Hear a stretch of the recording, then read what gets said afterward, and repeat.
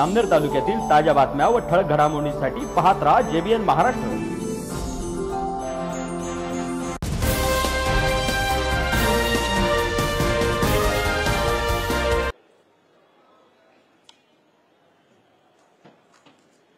सन्माननीय व्यासपीठ, उपस्थित मान्यवर बंधू भगिनींनो, आजचा दिवस आपल्या संस्थेच्या दृष्टीने सुवर्णाक्षरांनी नोंद व्हावी असा आहे। 21 फेब्रुवारी 2019 रोजी तत्कालीन आणि आताचे लाडके मुख्यमंत्री माननीय नामदार श्री देवेंद्रजी फडणवीस यांच्या प्रमुख उपस्थितीत व राष्ट्रीय स्वयंसेवक संघाचे सरकार्यवाह माननीय भैयाजी जोशी यांच्या शुभ हस्ते खाज्या नाईक स्मारकाचं भूमिपूजन संपन्न झालं होतं। त्याला माननीय नामदार देवेंद्र भाऊंनी सर्व निधी उपलब्ध करून दिला। या स्मारकाच्या कामाला माननीय नामदार गिरीश भाऊ महाजन तसंच माननीय नामदार गुलाबरावजी पाटील यांचं मोलाचं सहकार्य लाभलं आहे।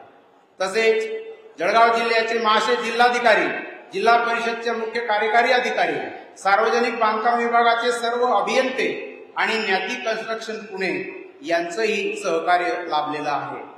आज स्मारक पूर्णत्वास येऊन ज्यांच्या हातून भूमिपूजन त्यांच्याच हस्ते या भव्य स्मारकाचं उद्घाटन करताना आम्हाला मनस्वी आनंद होत आहे।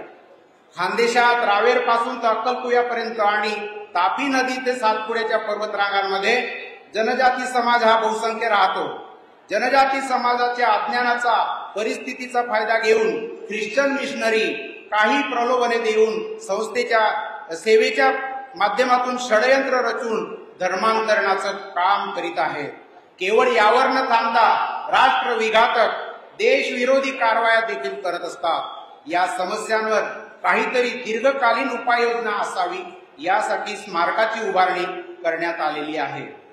खाज्या नाईक यांच्या बलिदानाचं स्मरण, गौरव व इतिहासाचं संवर्धन करून जनजाती बांधवांमध्ये राष्ट्राभिमान, अस्मिता आणि जागरूकता निर्माण करणं तसेच धर्मांतरणाच्या नावाखाली सुरू असलेल्या राष्ट्रविरोधकांना आळा घालणं, जनजाती समाजातील वंचित घटकांना एकत्र करून सामाजिक चळवळीच्या माध्यमातून त्यांच्यासाठी उन्नतीचा मार्ग प्रशस्त करणं, यासाठी आपली संस्था काम करीत आहे।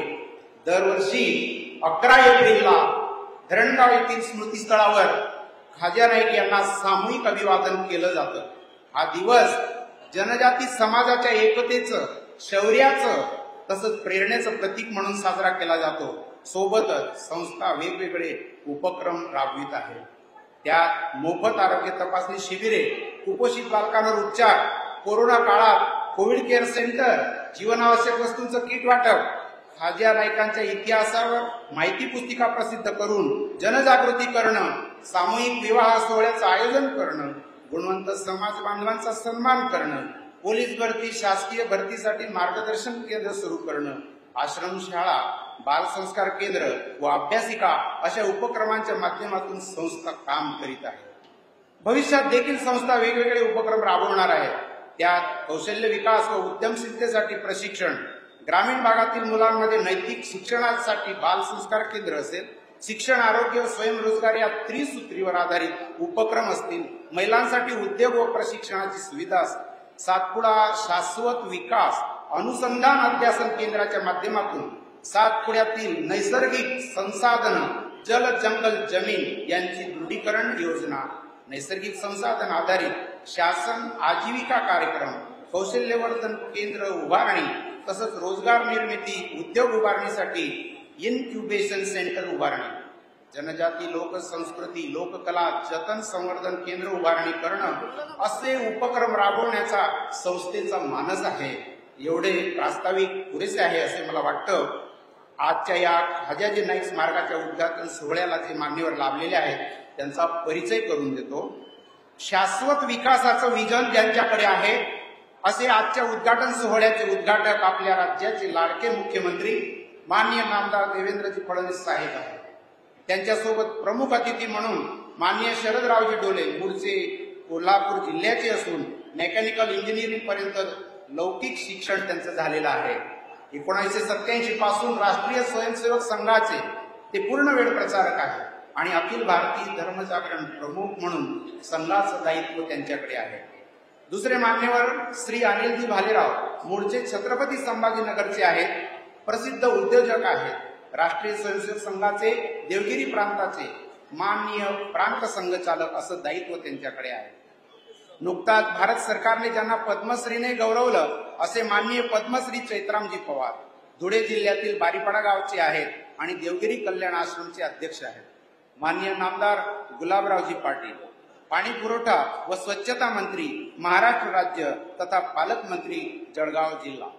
माननीय नामदार गिरीश भाऊ महाजन जलसंपदा व आपत्ती व्यवस्थापन मंत्री महाराष्ट्र राज्य. माननीय नामदार रक्षाताई खडसे केंद्रीय क्रीडा तथा युवक कल्याण राज्यमंत्री भारत सरकार. माननीय नामदार प्राध्यापक अशोकजी उईके आदिवासी विकास मंत्री महाराष्ट्र राज्य. माननीय नामदार संजयजी सावकारे वस्त्रोद्योग मंत्री महाराष्ट्र राज्य. माननीय खासदार स्मिताताई वाघ जळगाव लोकसभा आणि राष्ट्रीय स्वयंसेवक संघाचे पश्चिम क्षेत्र कार्यवाह माननीय बाळासाहेब किसन चौधरी याप्रमाणे व्यासपीठावर मान्यवर उपस्थित आहेत. जय हिंद, जय महाराष्ट्र. धन्यवाद सर.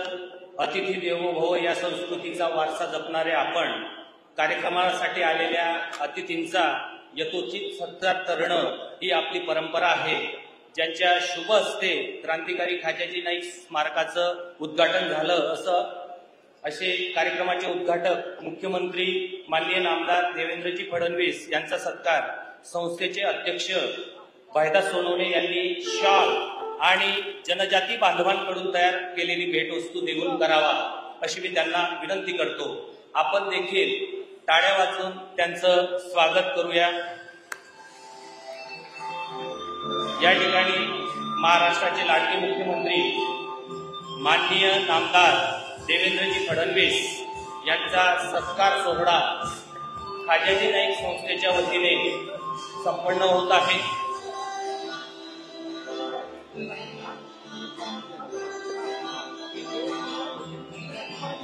माननीय श्री शरदरावजी ढोले यांचा सत्कार संस्थेचे उपाध्यक्ष यशवंतभाऊ पवार यांनी करावा अशी मी त्यांना विनंती करतो.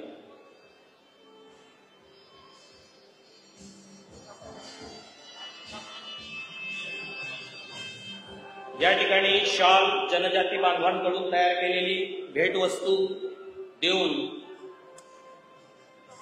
शरदरावजी ढोले यांचा सत्कार संस्थेचे उपाध्यक्ष यशवंतभाऊ पवार करीत आहेत.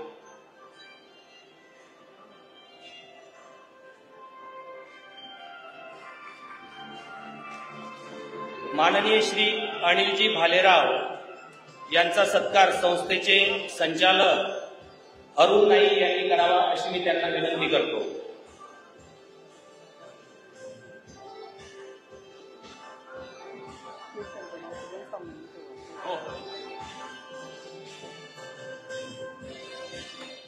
आपल्याला यापुढील सत्कार होणार आहे. आपल्याला प्रमुख अतिथी म्हणून लाभलेले माननीय पद्मश्री चैत्रामजी पवार यांचा सत्कार संस्थेचे संचालक संजू महाराज यांनी करावा अशी मी त्यांना विनंती करतो.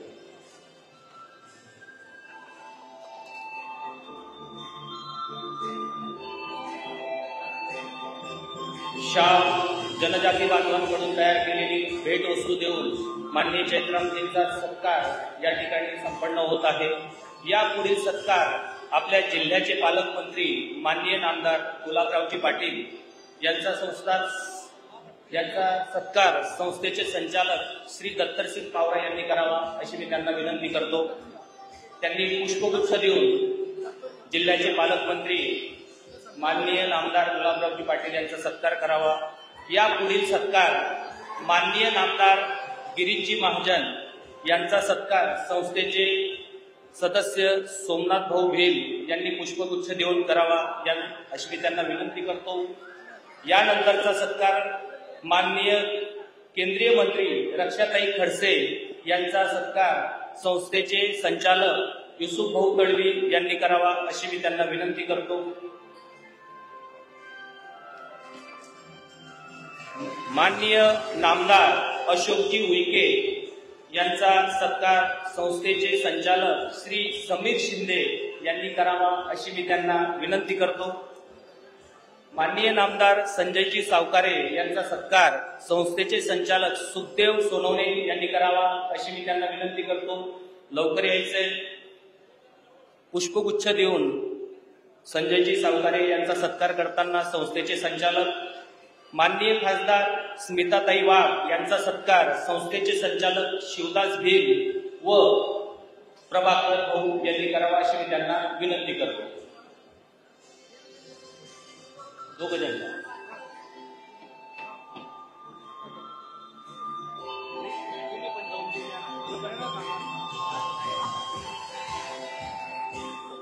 धन्यवाद। या ठिकाणी प्रमुख अतिथींचा स्वागत सत्काराचा कार्यक्रम संपन्न झाला आहे। या ठिकाणी संस्थेला अनमोल सहकार्य करणारे काही व्यक्ती आहेत, त्या व्यक्तींच्या सत्काराचा कार्यक्रम संपन्न होणार आहे। मी सत्कारासाठी माननीय नामदार मुख्यमंत्री देवेंद्रजी यांना विनंती करतो की त्यांनी हे सर्व सत्कार करावेत। या पुढे येथील सुप्रसिद्ध आर्किटेक्ट माननीय श्री रवीजी बेलपाठक यांचा सत्कार माननीय मुख्यमंत्री पुष्पगुच्छ देऊन करतील। या पुढील सत्कारासाठी मी भाजपचे वागळूर येथील नेते माननीय श्री PC आबा पाटील यांचा सत्कार आपले लाडके मुख्यमंत्री करतील अशी मी त्यांना विनंती करतो। या पुढील सत्कार जळगाव ग्रामीण विधानसभा क्षेत्र प्रमुख माननीय श्री चंद्रशेखर प्रकाश अत्तरदे यांचा सत्कार आपले माननीय मुख्यमंत्री नामदार देवेंद्रजी फडणवीस करतील। या पुढील सत्कार पुणे येथील उद्योजक माननीय श्री संदीपजी शहा यांचा सत्कार पुष्पगुच्छ देऊन आपले लाडके मुख्यमंत्री करतील। या पुढील सत्कार मूळ धरणगावचे सुरत येथील उद्योजक माननीय श्री यशराज प्रकाशभाई कट्यारे यांचा सत्कार देखील माननीय मुख्यमंत्र्यांनी करावा। या पुढील सत्कार धरणगाव येथील आपण सर्वजण ओळखतात असे श्री नयन शेठ गुजराती यांचा सत्कार मुख्यमंत्री महोदयांनी करावा अशी मी त्यांना विनंती करतो। आणि यापुढील शेवटचा सत्कार धरणगाव येथील सामाजिक कार्यकर्ते नानासाहेब दत्तात्रय आधार चौधरी यांचा सत्कार बुके देऊन माननीय मुख्यमंत्री महोदय करीत आहेत।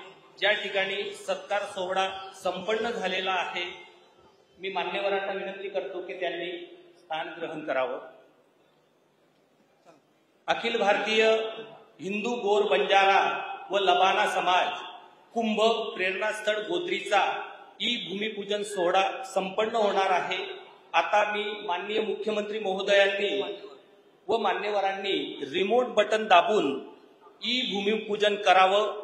या ठिकाणी भूमिपूजनाद्वारे गोद्री येथील उद्घाटन सोहळा संपन्न होणार आहे।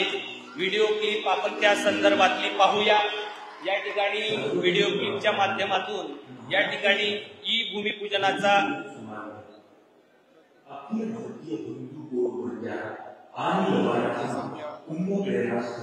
गोद्री तालुका जामनेर जिल्हा जळगाव येथे विविध विकास कामांचे भूमिपूजन समारंभ माननीय श्री देवेंद्रजी फडणवीस साहेब यांच्या शुभ हस्ते संपन्न होत आहे।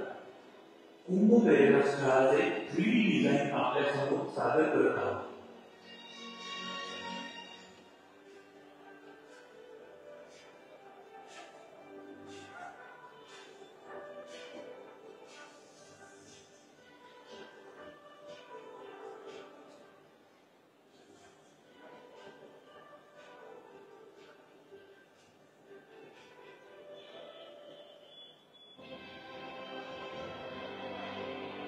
हिंदू गोर बंजारा एवं लबाना समाज भारत के प्राचीनतम समाज में से एक है।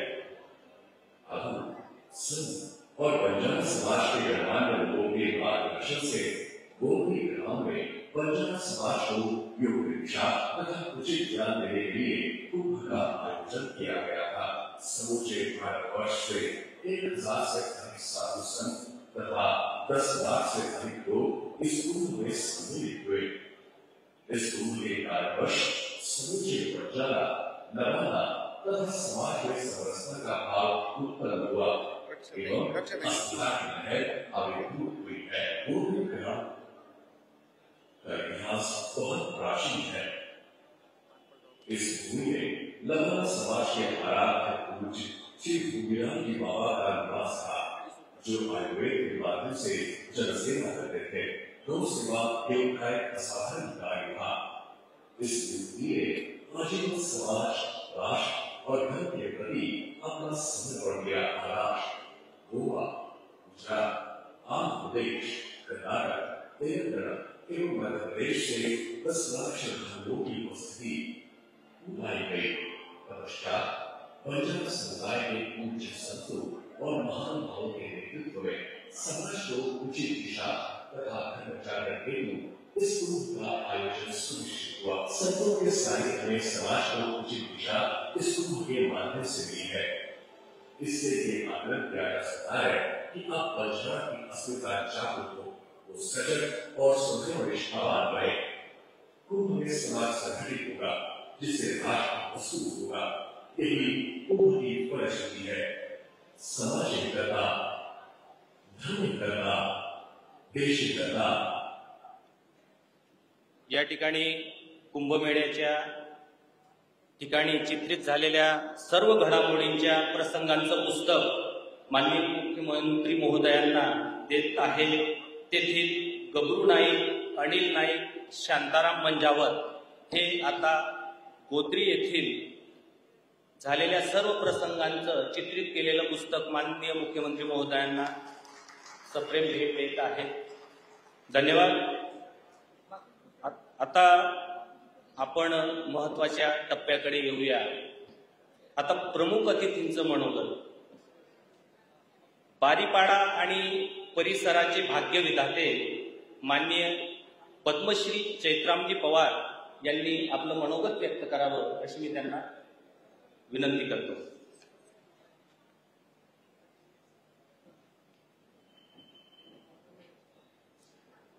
आपल्या राज्याचे लाडके मुख्यमंत्री माननीय नामदार देवेंद्रजी,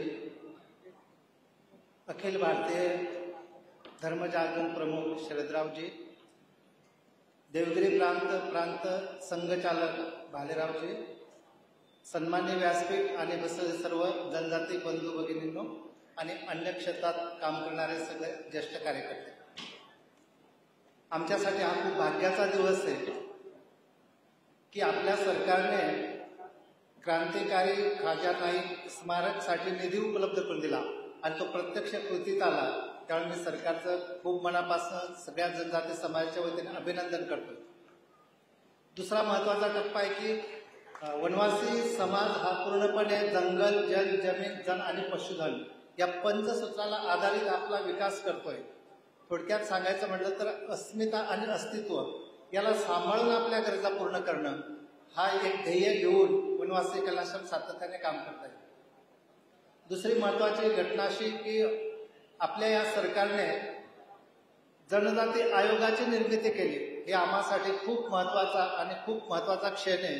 त्यामुळे आपल्या सरकारचं परत एकदा जनजाती समाज आणि वनवासी कल्याण आश्रमाच्या वतीने मनापासून अभिनंदन करतो आणि थांबतो। धन्यवाद चैत्रामजी। समाजात काही माणसं राष्ट्रासाठी समर्पित भावनेनं काम करतात, असे कार्य करणारे माननीय अनिलजी भालेराव यांनी आपलं मनोगत व्यक्त करावं।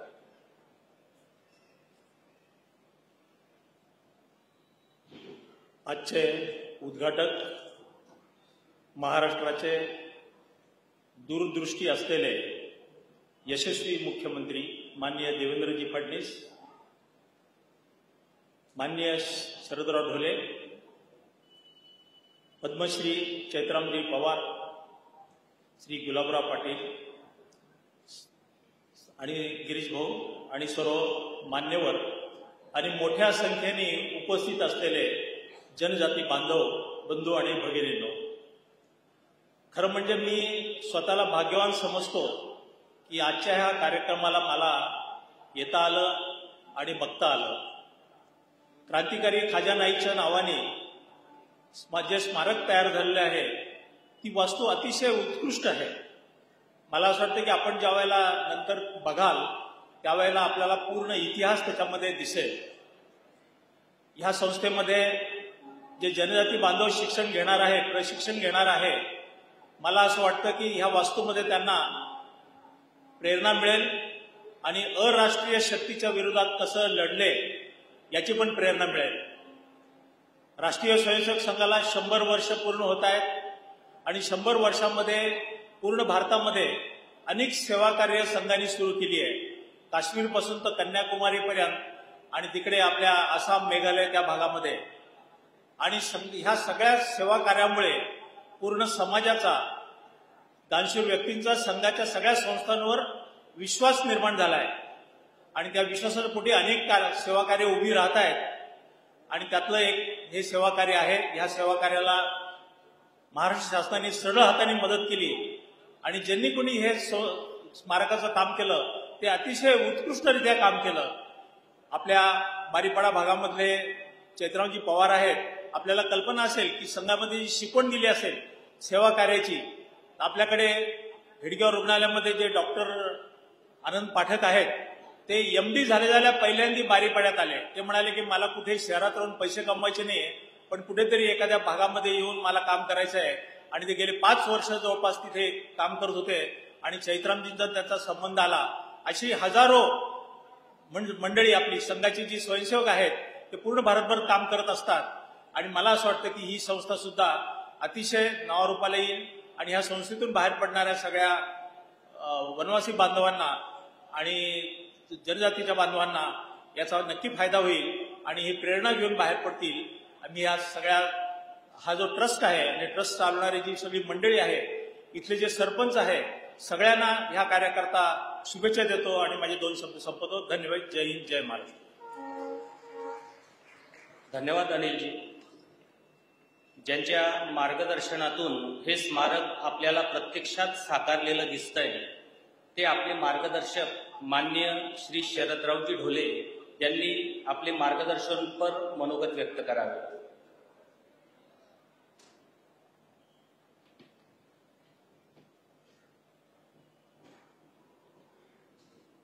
कार्यक्रमाचे उद्घाटक महाराष्ट्राचे लोकप्रिय मुख्यमंत्री माननीय देवेंद्रजी,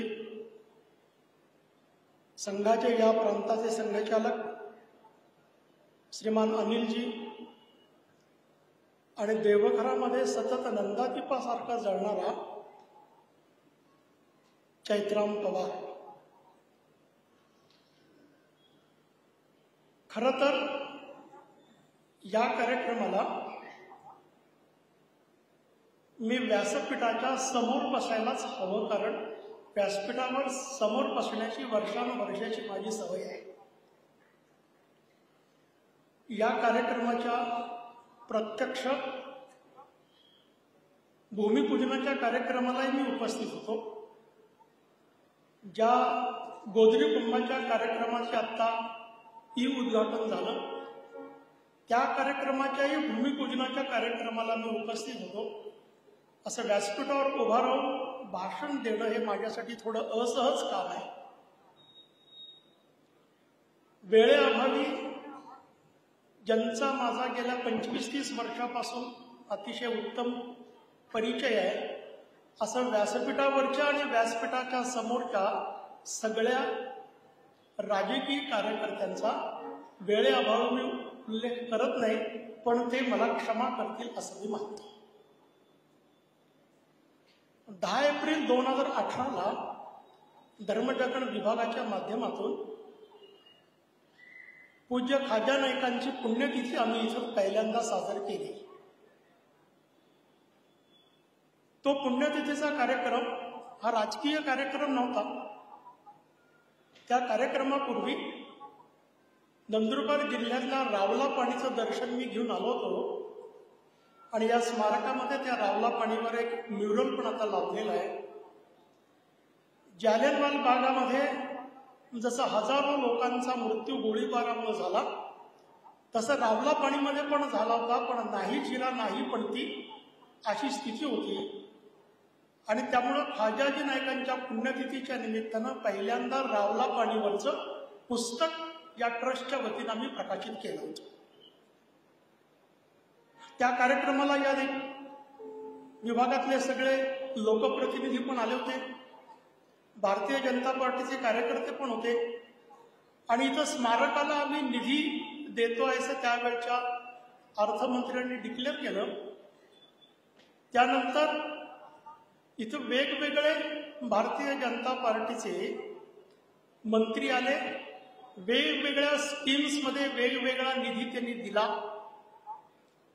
आणि आज आपण प्रत्यक्ष स्मारक आणि स्मारकाबरोबरही अन्य काही गोष्टी, आश्रमशाळा या सगळ्या हळूहळू इथं उभं राहतात हे बघतोय. यासाठी मी धर्मजन विभागाच्या वतीनं महाराष्ट्र शासनाचा अत्यंत कृतज्ञ आहे. जसे शासनाच्या माध्यमातून हे स्मारक उभं राहिलं, ज्यावेळी स्मारक उभं राहिलं त्यावेळी स्मारक कसं उभं राहिलं पाहिजे या विषयाची ज्यावेळी चर्चा चालली होती, त्यावेळी इथं शेजारीच निबाड परिभागामध्ये मध्य प्रदेश शासनानं तंट्यामामा भिलांचं स्मारक उभं केलं होतं. अशी काही स्मारकं बघावीत आणि इथलं स्मारक उभं करावं असं ठरलं होतं. पण हे स्मारक इतकं उत्कृष्ट झालेलं आहे की या सगळ्या ट्रस्टींना आणि उभं करणाऱ्या सगळ्या अभियंत्यांना मी स्मारक इतकं उत्कृष्ट केल्याबद्दल अभिनंदन करतो. आणि आता परत जर कुणाला एखाद्या क्रांतिकारकाचं स्मारक कसं उभं करायचं आहे हे बघायचं असेल तर त्याला धरणगाव यावं लागेल असं मी विश्वासपूर्वक सांगू शकतो. ज्यावेळी अशा एकेका कार्यकर्त्याचं असं स्मारक उभं राहतं त्यावेळी अस्मिता, अस्तित्व या सगळ्या विषयाबद्दल एक प्रचंड आत्मविश्वास निर्माण होतो. रामजन्मभूमीच्या नंतर राम मंदिर उभं राहिल्यानंतर मागच्या महिन्यात मी मेघालयाच्या प्रवासात गेलो होतो. मेघालय हे मातृसत्ताक कुटुंब पद्धती असलेलं राज्य आहे. आणि एका महिलेनं की जिचा पती गेले 40 वर्ष कॅथॉलिक आहे, आपल्या सगळ्या मुली आणि मुलं त्यांनी हिंदू केल्या. आणि ती मला डेलिगेशन घेऊन भेटायला आली होती की मी जमीन देते पण इथे एक मंदिर उभं राहिलं पाहिजे. रामाचं मंदिर अयोध्येत उभं राहिलं, पण त्या खासी महिलेला असं वाटत होतं की माझ्या गावातही मंदिर उभं राहिलं पाहिजे. ज्यावेळी अस्मितेचे बिंदू संपूर्ण देशभर उभे राहतात त्यावेळी आपल्या अस्मिता जागृत व्हायला लागतात. खासी पहाडात हे मंदिर उभं राहिल्यामुळे गारो पहाडातलेही लोक भेटायला आले. आता खासी पहाड, गारो पहाड धरणगावमध्ये कळणं थोडं कठीण आहे, पण मेघालयाच्या इतिहासामध्ये उभं राहणारं ते पहिलं मंदिर आहे. त्याच्यापूर्वी मेघालयात एकही मंदिर उभं राहिलं नाही.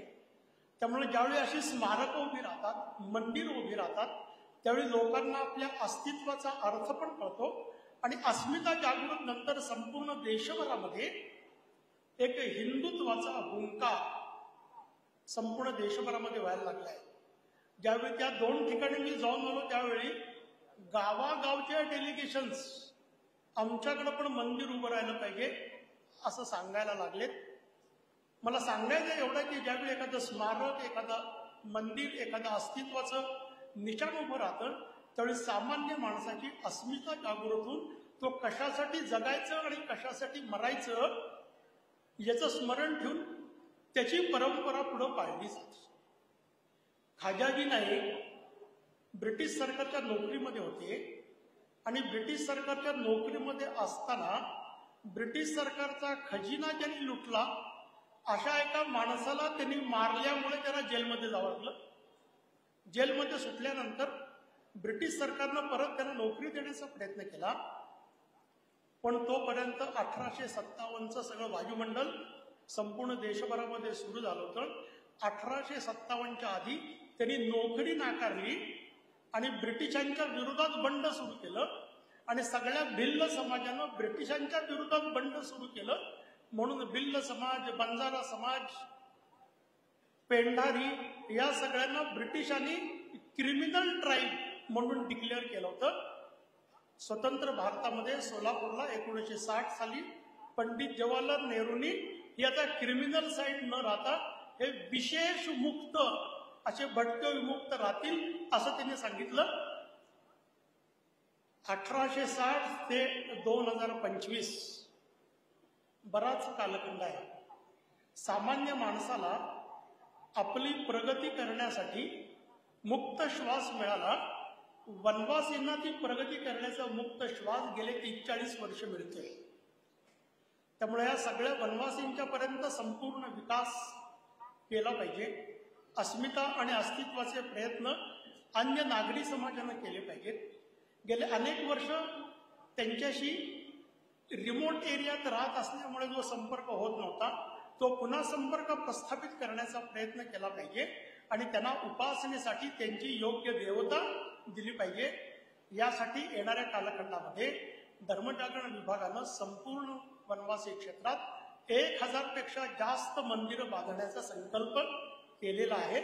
त्यातली 50 पेक्षा जास्त मंदिरं नंदुरबार जिल्ह्यात बांधून झालेली आहेत आणि त्यामुळं संपूर्ण देशभरामध्ये संस्कृतीचं, संस्काराचं, अस्मितेचं जागरण आणि कोणी इथून पुढे ख्रिश्चन मिस्त्र्यांना बळी पडणार नाही अशी प्रेरणा देणारं जे स्मारक आहे ते स्मारक आता इथं उभं राहिले. संपूर्ण देशभरामध्ये अन्य कोणाला स्मारक उभं करायचं असेल तर त्याची प्रेरणा या स्मारकातून मिळते. या स्मारकाच्या उभारणीसाठी, मदतीसाठी प्रत्यक्ष आणि अप्रत्यक्ष जळगाव जिल्ह्यातल्या अनेक राजकीय सामाजिक कार्यकर्त्यांनी मदत केलेली आहे. महाराष्ट्राचं शासन पूर्ण खंबीरपणे या प्रकल्पाच्या पाठीमागे उभा आहे. या ट्रस्ट फॉर्म करण्यापासून प्रत्यक्ष ट्रस्ट उभं राहतोपर्यंत छोट्या मोठ्या गतिविधीशी माझा प्रत्यक्ष संपर्क आलेला आहे. ज्या विषयासाठी हा ट्रस्ट सुरू केला आहे त्या विषयासाठीच हा ट्रस्ट पुढे उभा राहील अशी आपल्या सगळ्यांना खात्री देऊन माझ्या वाणीला विराम देतो. धन्यवाद शरदरावजी. आपल्या सूचना व मार्गदर्शन आम्हाला नेहमी प्रेरणा देत राहील. मेरा पानी उतरता दे मेरे किनारे पे घर मत बसा लेना, मैं समंदर हूँ लौटकर वापस जरूर आऊंगा. स्मारकाचे भूमिपूजन करून उद्घाटनासाठी पुन्हा आलेले आपले लाडके मुख्यमंत्री माननीय नामदार देवेंद्रजी यांनी आम्हाला मार्गदर्शन करावं.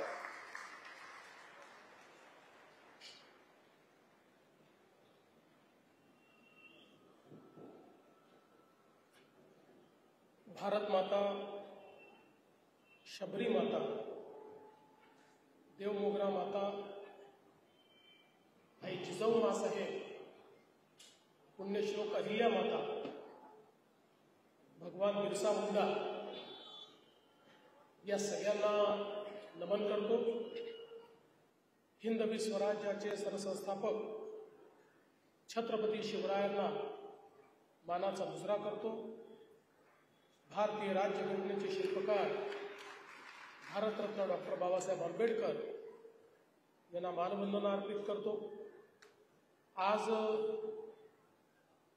राजाजी नाईक यांच्या स्मारकाच्या उद्घाटन प्रसंगी आणि त्याचसोबत हिंदू गोर बंजारा लबाना प्रेरणास्थळ गोद्री याच्या भूमिपूजन प्रसंगी मंचावर उपस्थित असलेले भाईदासजी सोनवणे, माननीय शरदरावजी ढोले, पद्मश्री श्री चैत्रामजी पवार, श्री अनिलजी भालेराव, माननीय बाळासाहेब चौधरी,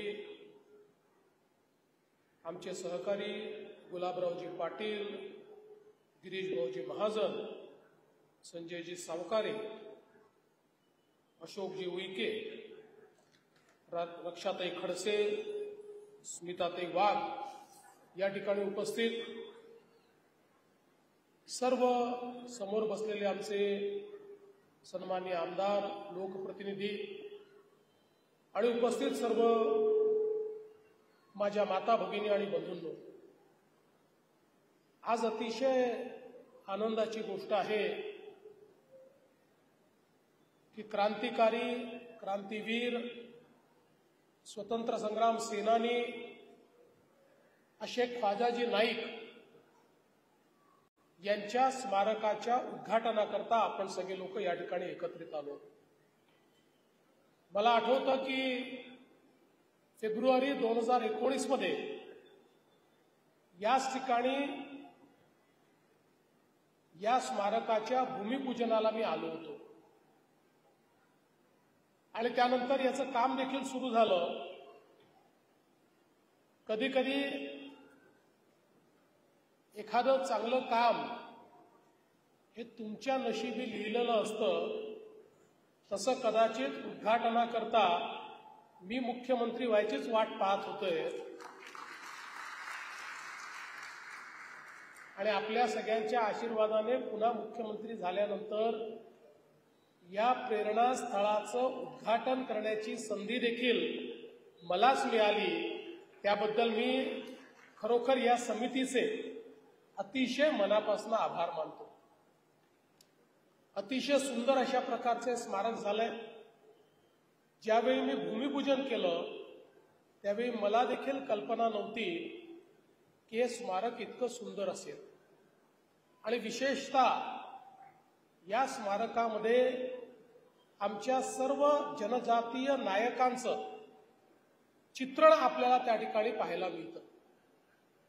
भारताच्या इतिहासामध्ये खरं म्हणजे स्वातंत्र्याचा लढा छत्रपती शिवरायांनी सुरू केला आणि त्यानंतर सातत्याने आक्रमकांच्या विरुद्ध आपल्या समाजामध्ये वेगवेगळे लोक लढत होते आणि या लढणाऱ्यांमध्ये आमचे जनजातीय नायक, आमच्या आदिवासी समाजाचे अनेक नायक हे त्या ठिकाणी इंग्रजांसोबत मुघलांसोबत लढलेले आपण बघितले. पण दुर्दैवाने इतिहासाने त्यांच्यावर अन्याय केला आणि त्यांचा इतिहास हा आपल्यापर्यंत पोचूच दिला नाही.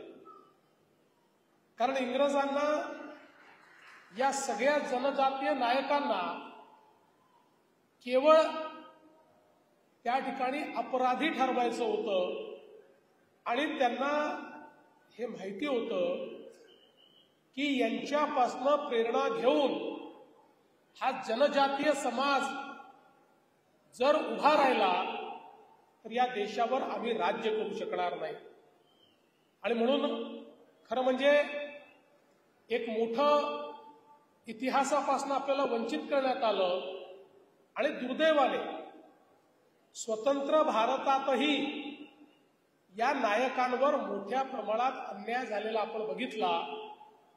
पण मला या गोष्टीचा अतिशय आनंद आहे की स्वातंत्र्याच्या अमृत महोत्सवाच्या निमित्ताने देशाचे प्रधानमंत्री माननीय नरेंद्र मोदीजी यांनी या ठिकाणी सांगितलं की देशभरामध्ये जेवढे जनजातीय नायक आहेत, या देशाच्या स्वातंत्र्यामध्ये या देशाला गुलामगिरीतनं बाहेर काढण्याकरता ज्यांनी लढा दिला, ज्यांनी या ठिकाणी मोठ्या प्रमाणात बलिदान दिलं, अशा सगळ्यांना शोधून त्यांचा इतिहासाचं लेखन करा आणि प्रत्येक जिल्ह्यामध्ये त्यांचं इतिहासासहित प्रदर्शन लावा आणि नवीन पिढीला कळू द्या की आपल्याकरता लढणारे हे जनजातीय नायक कोण होते की ज्यांना आपण विसरलेलो. आणि आज मी खरं म्हणजे राष्ट्रीय स्वयंसेवक संघाचं आणि आपल्या या समितीचं देखील मनापासून अभिनंदन करतो, आभार मानतो की ख्वाजाजी नाईक यांच्यासारखा एक जनजातीय नायक ज्याने प्रचंड मोठा लढा उभारला. मगाशी शरदरावांनी सांगितलं तसं खरं म्हणजे इंग्रजांची नोकरी करत असताना अन्याय झाला आणि त्यातनं इंग्रजांचं अन्याय रूप पाहिल्यानंतर या इंग्रजांच्या विरुद्धात आपल्याला बंड पुकारायचं आहे अशा प्रकारच्या विचाराने 1857चं समर ज्यावेळेस सुरू झालं त्यावेळेस 1857च्या समराचा एक नायक म्हणून ख्वाजाजी नाईक यांच्याकडे आपण पाहू शकतो. अशा प्रकारचा लढा त्यांनी उभारला. आपल्याला माहिती आहे आमच्या भिल्ल जमातीचे 30,000 लोकांची फळी त्यांनी उभी केली. एक मोठं सैन्य उभं केलं आणि महाराष्ट्र आणि मध्य प्रदेशाच्या भागामध्ये एक इतका प्रचंड लढा उभारला की इंग्रजी शासन त्या ठिकाणी पूर्णपणे हललं. ख्वाजाजी नाईक यांच्यावर कारवाई करा आणि त्यांना मारून टाका अशा प्रकारचा आदेश हा इंग्लंडवरनं आला. कारण ब्रिटिशांना हे लक्षात आलं की ख्वाजाजी नाईक सारखा एक क्रांतिकारी जर जीवित राहिला तर आम्ही या ठिकाणी राज्य करू शकणार नाही. आपल्याला माहिती आहे ज्या प्रकारे त्यांनी इंग्रजांचा खजिना लुटून त्यातनं मोठ्या प्रमाणात शस्त्रास्त्र खरेदी केले आणि त्यानंतर सातत्याने संघर्ष केला. जिथे अन्याय तिथे ख्वाजाजी नाईक अशा प्रकारचं समीकरण त्यांनी उभं केलं आणि आमच्या जनजातीय समाजामध्ये एक प्रचंड मोठं आत्मविश्वास हा त्यांच्या माध्यमातून तयार झालेला आपण बघितला. अंबापाणीची लढाई ही अत्यंत या ठिकाणी प्रसिद्ध अशा प्रकारची लढाई आहे की ज्यामध्ये जनजाती बंधूंसोबत आमच्या जनजातीय माता भगिनी देखील लढल्या आणि इतक्या शूरतेनं वीरतेनं लढल्या की त्यांनी अक्षरशः इंग्रजांना सळो की पळो करून सोडलं. इंग्रजांनी शेवटी अतिशय कपटाने आमच्या शेकडो भगिनींना त्या ठिकाणी मारून टाकलं. अक्षरशः बंदुकीच्या गोळ्या घातल्या. अतिशय वाईट अशा प्रकारचं हत्याकांड हे त्यानंतर झालेलं आपण सगळ्यांनी बघितलं. आणि म्हणून खरं तर अशा प्रकारची अवस्था ख्वाजाजी नाईकांनी आणली होती की अजून काही काळ जर ते जीवित राहिले असते तर कदाचित इंग्रजांना एका मोठ्या भागावर राज्यच सोडून द्यावं लागलं असतं. कारण इंग्रजांनी त्यांचा जो काही पुरवठ्याचा मार्ग होता तोही बदलून टाकला. त्यांना माहिती होतं आता या भागातून आपण पुरवठा करूच शकत नाही, त्यामुळे ते फिरून जायला लागले. एक प्रकारे आपलं राज्य भारतीयांचं राज्य प्रस्थापित होण्याकडे ख्वाजाजी नाईकांनी आपल्या इतिहासाला नेलं होतं. दुर्दैवाने दगाफटका झाला. कारण त्या काळात विचार करा 2,000 रुपयाचं बक्षीस हे ख्वाजाजी नाईकांवर ठेवलं होतं. तेव्हाचे 2,000 रुपये म्हणजे आजचे किती होतील? 20 कोटी होतील का 200 कोटी होतील मला माहिती नाही, पण एवढं मोठं बक्षीस त्यांच्यावर ठेवलं होतं. आणि दुर्दैवाने त्यांच्यासोबत दगा झाला आणि त्या दगा फटक्यामध्ये त्यांना त्या ठिकाणी त्यांचा मृत्यू झाला. गोळ्या घालण्यात आल्या आणि त्यानंतर दहशत बसावी म्हणून त्यांचं मुंडकं छाटून याच इथल्या रेल्वे स्टेशन जवळ धरणगावच्या त्या ठिकाणी 7 दिवस ते लटकवून ठेवलं होतं. इंग्रजांना असं वाटलं की यातनं लोक घाबरतील, पण त्यांनी अशा प्रकारचे जनजातीय वीर तयार केले होते की त्यांनी तो लढा सुरूच ठेवला. ज्या प्रकारचं त्यांनी एक प्रकारे विजयकिशोर वृत्तीचं रोपण केलं होतं हा लढा कधी संपलाच नाही. खरं म्हणजे या ठिकाणी कुसुमाग्रजांनी आमच्या भिल्ल समाजाच्या बद्दल म्हटलंय, प्रेम कर भिल्लासारखे बाणावरती खोचलेले मातीमध्ये उगवून सुद्धा मेघापर्यंत पोचलेले.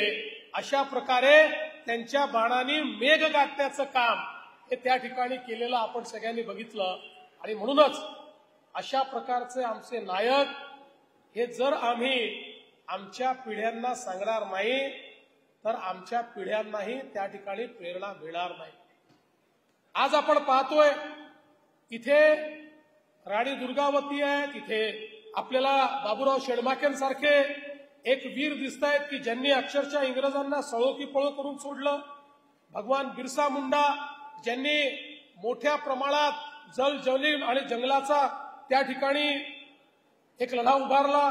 सिद्धू काना, राणी गावडिल्लू, त्याचप्रमाणे राणा पुंजा भील, झलकारीबाई तंट्या मामा, राघोजी भांगरे, भीमा नाईक, किरसिंग भिल, रुमाल्या नाईक असे अगणित जनजातीय आमचे जे सगळे नायक आहेत त्या नायकांचं दर्शन देखील या स्मारकामध्ये आपल्याला पाहता येतं.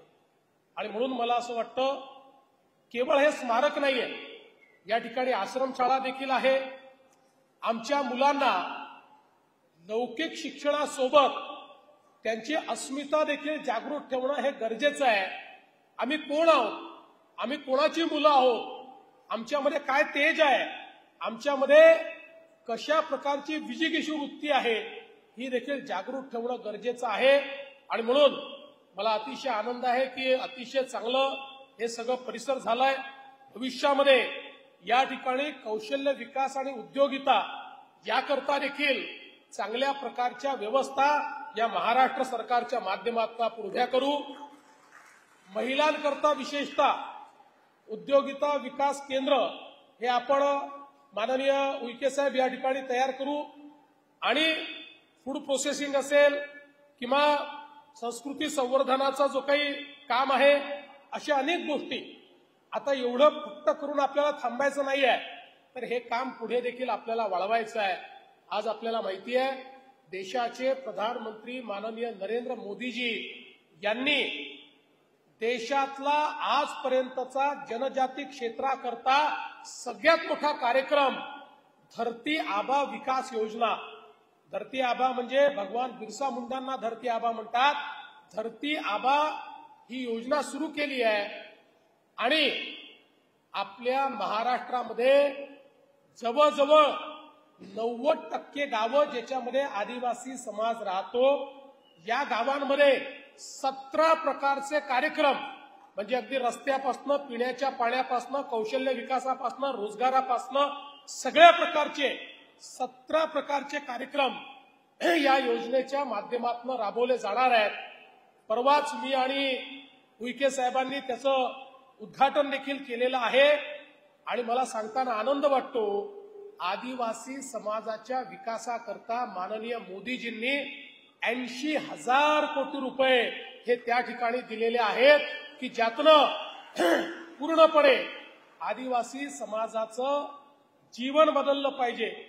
आणि या ठिकाणी 4 लाभार्थी 5 लाभार्थी असं नाही, ज्या गावाचं काम करायचं त्या गावातल्या 100% आदिवासींना या योजनेचा लाभ देण्याकरता मोदीजींनी व्यवस्था केलेली आहे. त्यामुळे येत्या 5 वर्षामध्ये एकही आदिवासी बिना घराचा नसेल, सगळ्यांना घर असेल, सगळ्यांच्या घरात लाईट असेल, सगळ्यांच्या घरात पाणी असेल, सगळ्यांच्या घरात गॅस असेल, सगळ्यांकडे शिक्षण असेल, सगळ्यांपर्यंत रोजगार पोचेल, सगळ्या गावात रस्ता पोचेल, सगळ्या मातांना पूरक पोषण आहार मिळेल, सगळ्या मुलांना पोषण आहार मिळेल, वेगवेगळ्या प्रकारचे वैद्यकीय अशा प्रकारच्या सेवा मिळतील. आणि त्यातनं जनजातीय क्षेत्रामध्ये एक मोठं परिवर्तन आपण घडवतो. पण हे करत असताना याही गोष्टी लक्षात ठेवल्या पाहिजे की समाजामध्ये आणि विशेषतः जनजातीय क्षेत्रामध्ये काही लोक फूट पाडण्याचा प्रयत्न करतायत. काही लोक खोट्या गोष्टी सांगून जनजातीय आमच्या बंधू भगिनींना इतर समाजापासून वेगळं कसं करता येईल असा प्रयत्न करतायत. आणि म्हणून लक्षात ठेवलं पाहिजे की या ठिकाणी आमच्या या सगळ्या स्वातंत्र्यवीरांनी, आमच्या खाजाजी नाईकांनी किंवा आमच्या बाबूराव शेळमाकेंनी किंवा भगवान बिरसा मुंडांनी ज्यावेळेस लढा उभारला त्यावेळेस केवळ तो जनजाती करता लढा नव्हता, तर समग्र भारताकरता त्यांनी लढा उभारला होता. समाजाच्या प्रत्येक व्यक्तीला न्याय देण्याचं काम त्यांनी केलं होतं. कारण त्यांच्याकरता जनजातीय बंधू भगिनी तर महत्वाचे होतेच, पण संपूर्ण भारतीय समाज, हिंदू समाज हा महत्वाचा होता. आता याच्यामध्ये फूट पाडण्याचं काम जे करतायत त्यांना कुठेतरी उत्तर देण्याची आवश्यकता आहे. आणि म्हणून मला असं वाटतं आपण सगळ्यांनी या एकतेचं दर्शन येत्या काळात करणं गरजेचं आहे. आज मला याही गोष्टीचा आनंद आहे की हिंदू गोर बंजारा आणि लभाना समाजाचं कुंभ प्रेरणास्थळ गोद्री येथे आपण एक अतिशय चांगलं स्मारक तयार करतो. आमच्या गोर बंजारा समाजाने, लभाना समाजाने या भारताच्या जडणघडणीमध्ये अतिशय मोठं योगदान दिलेलं आहे. आपल्याला कल्पना आहे अतिशय प्राचीन अशा प्रकारचा समाज अगदी मोहनजोदाडो हडप्पाच्या संस्कृतीतही ज्या समाजाचा उल्लेख आपल्याला पाहायला मिळतो आणि ज्या समाजाने या देशामध्ये मोठ्या प्रमाणात त्या ठिकाणी बावड्या असतील, वेगवेगळ्या प्रकारे तलाव असतील, पिण्याच्या पाण्याच्या जागा असतील, सराय असतील तयार करत एक प्रकारे या देशामध्ये मोठ्या प्रमाणात लोकांची सेवा केली, अशा या समाजाची प्रेरणास्थळी देखील तयार होतीये. ही अतिशय आनंदाची गोष्ट आहे. त्याला महाराष्ट्र सरकारच्या वतीनं जे काही आपण अपेक्षित कराल त्या सगळ्या गोष्टी देण्याचं काम आम्ही करू हा विश्वास मी देतो. आणि पुन्हा एकदा आपण खाजाजी नाईक यांच्यासारख्या महानायकाचं स्मारक तयार केलं त्याबद्दल या समितीचं मनापासून मी अभिनंदन करतो. आपणही टाळ्या वाजवून एकदा संपूर्ण समितीचं अभिनंदन करावं. मी आपल्या सर्वांची रजा घेतो. धन्यवाद. जय हिंद, जय सेवा, जय महाराष्ट्र, जय भारत.